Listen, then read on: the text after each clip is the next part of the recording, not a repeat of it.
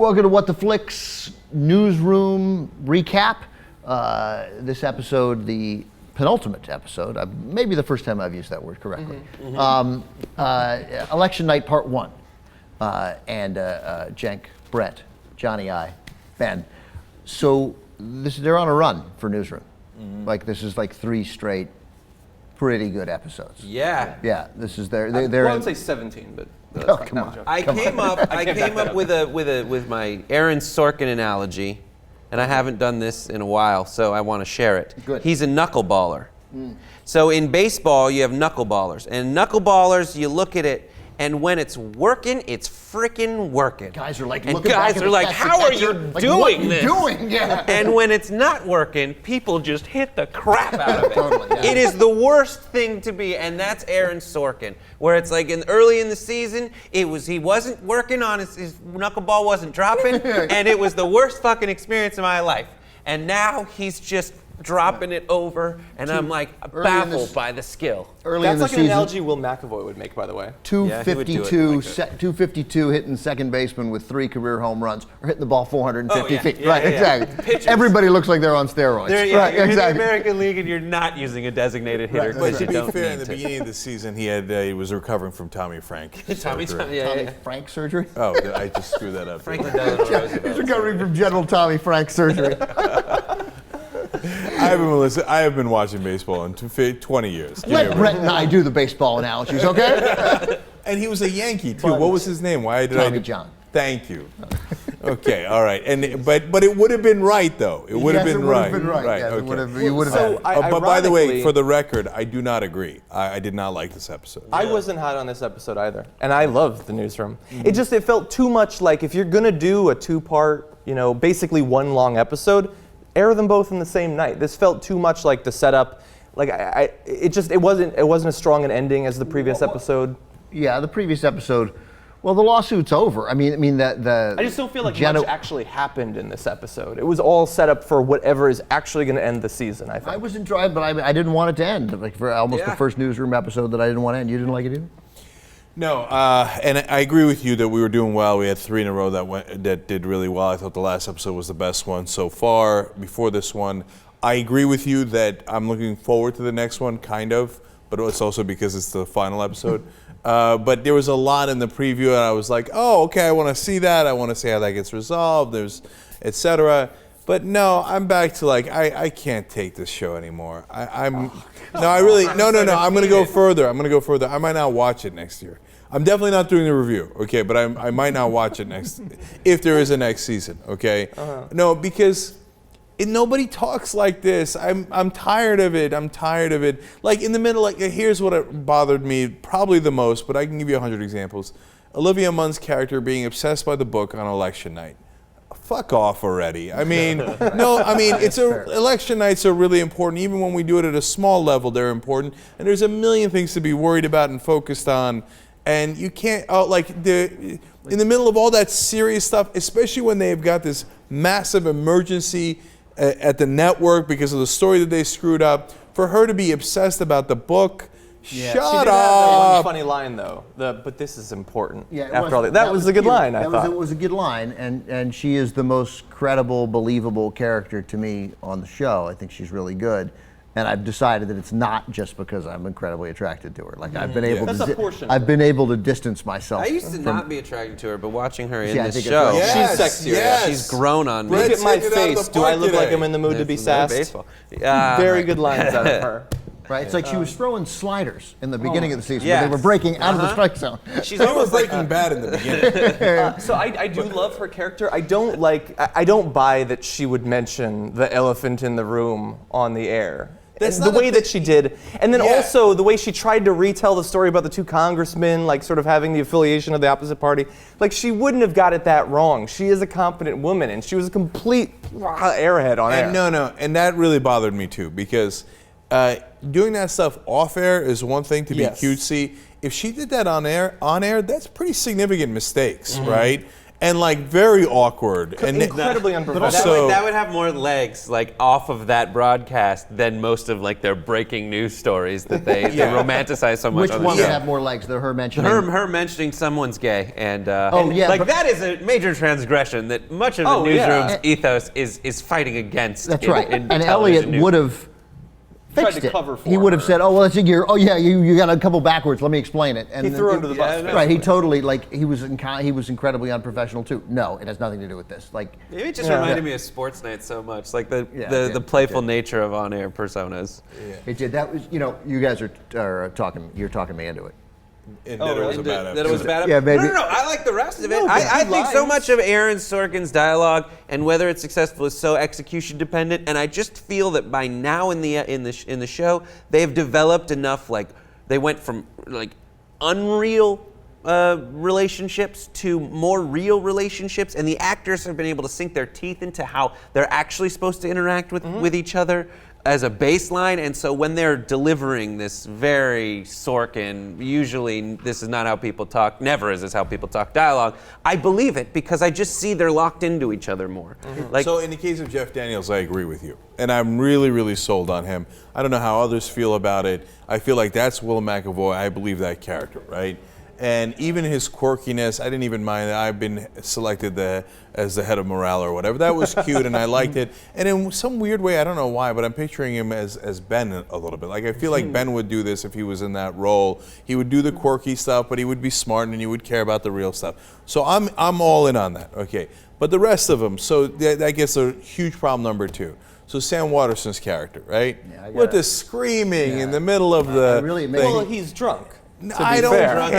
I don't care. No, it's so dumb. I was like, oh, for Christ's sake, don't scream that in the middle of the newsroom. It's unrealistic. It's stupid. And they've made his character, which could have been an interesting character, a caricature. I agree. I don't like. He is almost the character I struggle with most. The guy I don't buy, don't believe. Think he's a great, great actor who has not been given I think the right. from the get-go, at least I got him. You know, that was the thing, and I was struggling for understanding these people. And Sam Waterston's character from the beginning, I was like, I get it. You are the drunk, old-fashioned news guy, and at least I know what you are. Yeah, and but and that maybe sounds- there's just I've carried over this love of him into now. But I think there is so much of like good Sorkin when there is good Sorkin is the comedy in it, and at least he makes me laugh. But I think I mean, you said it. He's the drunk old school news guy. But I think he's the caricature of the drunk old school news guy. I loved just on Will's thing, like maybe his best scene when he finally got mad at somebody and not in a speech, but when he was like, "What have I done? When did I do that? When did I sort of disregard human feelings because I care more about how the public views me? When did I do that? I didn't. I never did." So I had a real like question about that. Yeah. So I agree with you. That was definitely the best scene because I was like, oh, well, he got actually mad there. And I believed it for a second. Like, the rest of it is so fantastical and ridiculous. And I haven't even gotten to the main criticism yet. But he got angry there, and I like that scene a lot. But there was one thing I wanted to ask you guys. So why did he decide at the end that he would fire her? Like, it seemed like he got angry and kind of agreed to fire her almost based on the anger. Was I supposed to get that, or was I supposed to get something else? I think it was a favor, and I think obviously I presume he won't, but Yeah. but Like, I you're as a saying to favor- show Something's gonna that he happen. doesn't care more about his public persona Right. than her feelings? Yeah, I guess it could be that. But also he knows that's what she really wants, so he'll do it. And also maybe at that moment he was also, I'm fed up with you. Like, you cheated on me for 4 months, and I'm supposed to sit here. I mean, he makes a compelling, like, for almost 2 seasons I've been like, just get back together with her. You still love her. Let it go. She'll never do that to you again. She loves you. Right? But he was like, look, what do you want? I was a great boyfriend. You cheated on me for 4 months, and yet I have to explain myself as to why I'm not getting back to you. I'm not getting back to you. You cheated on me for 4 months. I'm done. Yeah, and I like that he said it's not a punishment. It's just that's not what I'm going to do. It's a consequence. Yeah, Right. and But it's and, been and more the than best 28 line, months. right? Yeah, right. And the best line might have been when she said, because I was fucking my ex-boyfriend, and he said, "Oh, you never put it that way before," and he seemed a little hurt by the way that she had put it. Well, and she right. didn't like the way she put it either, which I Right. thought was a nice little Yeah, so that was a nice little exchange. Now, to the heart of my discontent with this show. So there is no newsroom like this. Like I know like that's part of like the whole point is they're supposed to be like this and they're not, right? So I get that, and so I'm continually conflicted by it, right? But this whole like 8 layers to verify that story, you know, the Operation Genoa, and then it turns out they got screwed by the NSA kind of guy, the Navy guy, right? I mean, they just got screwed by him, right? They were misled on purpose. They had this horrible, guy who Jerry Dantana who doctored the tape, etc. Right, and they're killing themselves over it. Like, oh my God, what a horrible mistake. Well, first of all, Mac is the one that caught the mistake, that realized the shot clock thing. She's the one that corrected it, yet she can't live with herself anymore. She must be fired because she has done something so egregious. But like, meanwhile, CNN is crapping out stories live, right? Like in the real world, right? Oh, there's a Boston bomber. Oh, we think it's a dark guy, probably a Muslim, maybe a black dude. Whatever. Who cares? I know somebody whispered it to me in the hallway. Do you think that they had a red team for that Boston bombing story on the dark-skinned guy? Yeah. Okay, no. So like this whole thing, like, it feels holier than thou. It feels so pompous and so unreal. I don't know, like, maybe there was a better way to say, like, this doesn't happen ever in newsrooms, but wouldn't it be nice if it did? And then maybe I could live with it more. But it doesn't happen, not to this day and age. Maybe it did during Walter Cronkite. I don't know. Yeah, and it probably happens to some extent at 60 Minutes or Frontline. Right. You know, when they're not also 2 remaining investigative journalism right. shows. But those are places that don't have the burden of a day-to-day show to crank out either. Jahar Tsarnaev, it's just throwing out anything you hear. When I see that Red Team 3 meeting, I was thinking the whole time, who's producing the show today? Yeah. Like they still gotta get all this stuff on. Our futures meetings on the War Room were like 6 minutes after the show wrapped. Yeah, right. So yeah. By the way, just small note on that, because we've been in real newsrooms. All of us have, right? Like, you doing a daily show, you crazy dog? We don't have time for red team meetings, man. Right. You barely get the show on the air, right? It's run the whole day. Now, these guys are like, they're having fanciful conversations about books. They're going to investigate Occupy. They're doing red teams and red weddings. They're, they're just Skyping with their girlfriend. You got a show to do. And then, so you can see I'm on the warpath on this. Like, oh, we're 60 seconds to air. Oh, well, let's have a long dissertation on what's happening with the next breaking news story a couple of days from now. And then the guy yells and says, you got 60 seconds, get the fuck in the chair, okay? Like, and we're bad at it here. We sit at the last second, and we're nowhere near as nonchalant as them. And that's the one thing in the quote-unquote professional cable news thing. Oh, they're not 60 seconds out. If you're not in the studio, then there's a worldwide panic, okay? Not if you screw up a story. Yeah, it's the holier than thou thing, though. That's, I mean, because there's a limited amount that sort of we people can take of that. And when they go over it, it casts this pall over the whole rest of the show. And it doesn't matter. And Olivia Munn's thing, much as I like her character, you've sort of talked me into it. I mean, that was cute. Her line was cute.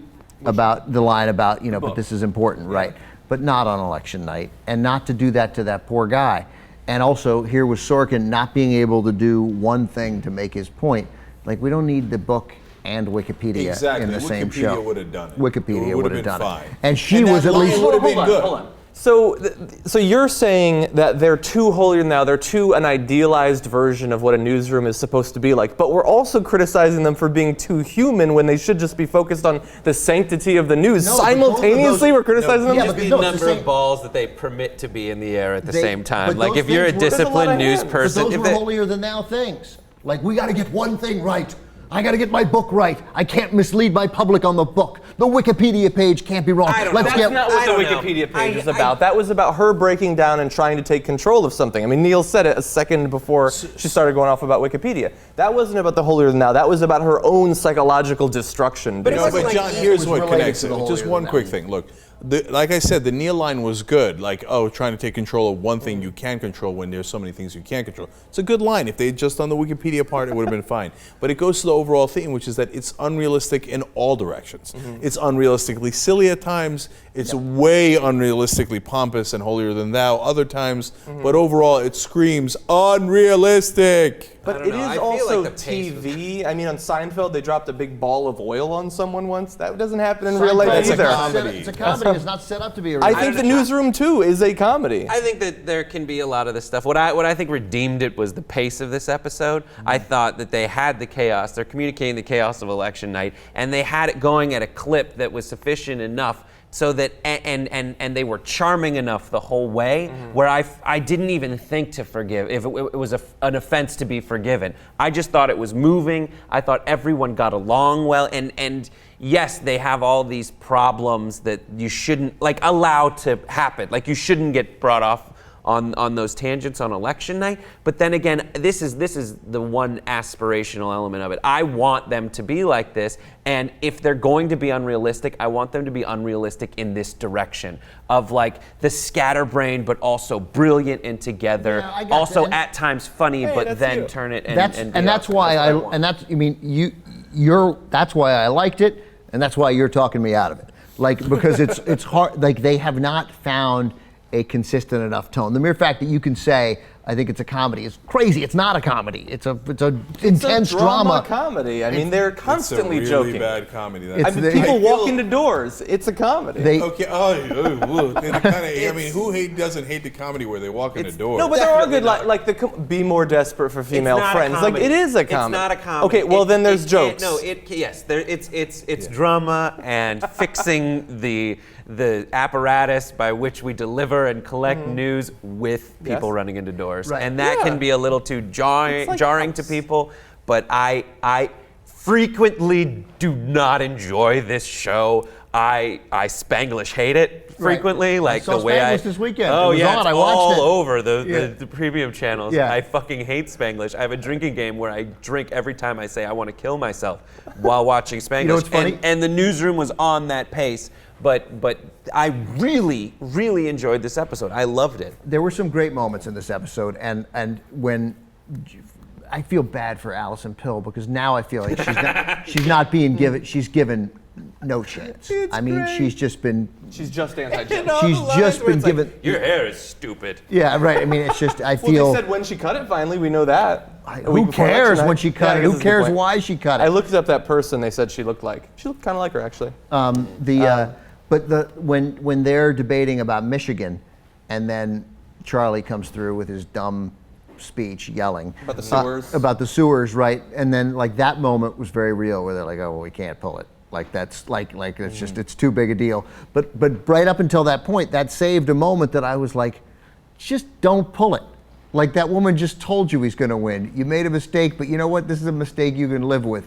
Don't frickin' panic with your holier than thou. We might get it wrong, and it might affect McGreevy in the Michigan first. Just deep breath. She just said 100% sure we're going to leave it, and be a leader. Like, I would be at that point being like, it's good enough. We're leaving it. Thanks for coming out. Now go back to your little room. Too close, too early to call. Yeah, and the whole blindfold thing. Right, yeah. Silly. Anyway, the one advantage that TYT has is that luckily we don't live in this pompous world. So if we accidentally put Michigan rather than Mississippi, like, the great thing is we just come out and be like, yeah, our bad. We meant Mississippi. Yeah. And move on with our lives without the drama of like, oh, it's another mistake. Everyone will be working as garbage men from now on. The public won't trust us. Yeah. Oh, yeah. Look, Sam, I got bad news for you, right? The public doesn't trust any news anymore. But they're that supposed credibility. to be special. It's the whole purpose of the show. They've put 2 years into trying to make something that's different and that will change the discourse in America. And in trying to do the ultimate version of that, breaking the Genoa story, they completely lose the trust, which undercuts their entire mission. It doesn't If there's you know- any stakes in the show, it's their credibility, and that's why this is supposed to be worth One of the a reasons that the season-ending public conflict. doesn't trust the news is because they say it's, when they get it wrong, they never fix it, they bury it on page 8. So what the logical thing for these people in this aspirational world to do would be an honest presentation of why they got it wrong. That ultimately That's says, right. look, we made a terrible mistake. Here's what happened. Here's why. Man, are we sorry. We'll do whatever we can. And I think that's actually what these people would do, rather than this old school, it's 1953, we've lost the trust of the public, well, let's fall on our swords. Another observation, Aaron Sorkin writes every episode. And, usually great writers on television will write like 3 great scripts, but they're only assigned 3 scripts, and they're able to generate 3 great scripts per season. Aaron Sorkin has written every one of these episodes, and he's only been able to generate like 3 great That's scripts. right, yeah. Get a staff, So he's on let target. them write for you. My cousin is working on season 2 of House of Cards. He's finished working on House of Cards. He's back. He wrote episodes 3, 8, and 11. Yeah, that's like, what you that's do. it. Yeah. Yeah, no, that's the Game number of one Thrones, problem. George here. R. R. Martin, 1 per season. Oh, is that right? I didn't Yeah. know that. Yeah, and it's And fine. is it always Everyone episode works 9? on 'em, but What's that? everyone Is it works- always episode 9? Everybody works on every might be, episode, actually. but theirs No, to write it is wasn't one. last season. Okay, so look, here is the exact crux of the issue with Newsroom and Aaron Sorkin. I think Aaron Sorkin is a great writer. I really like Aaron Sorkin.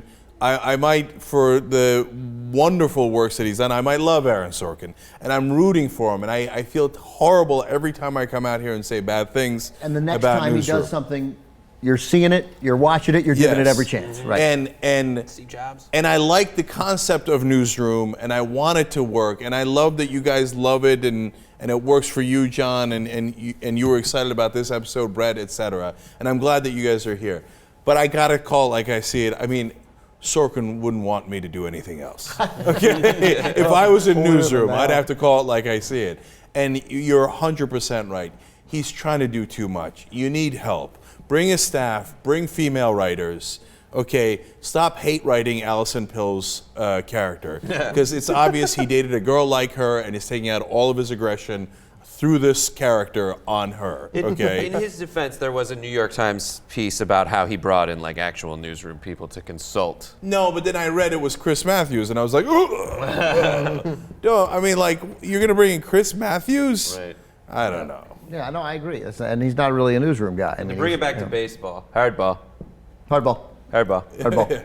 Let's play Yeah, hardball. if you brought in like an old school, the guy who used to produce Dan Rather's, CBS Evening News, and I don't know who he brought in other than Chris Matthews. If you brought in someone like that, and he's like, we're trying to recreate 1968 where we gave a shit about the news, and that was the premise, I'd say, great, okay, then I get it. Last thing I'll say is that I think I love.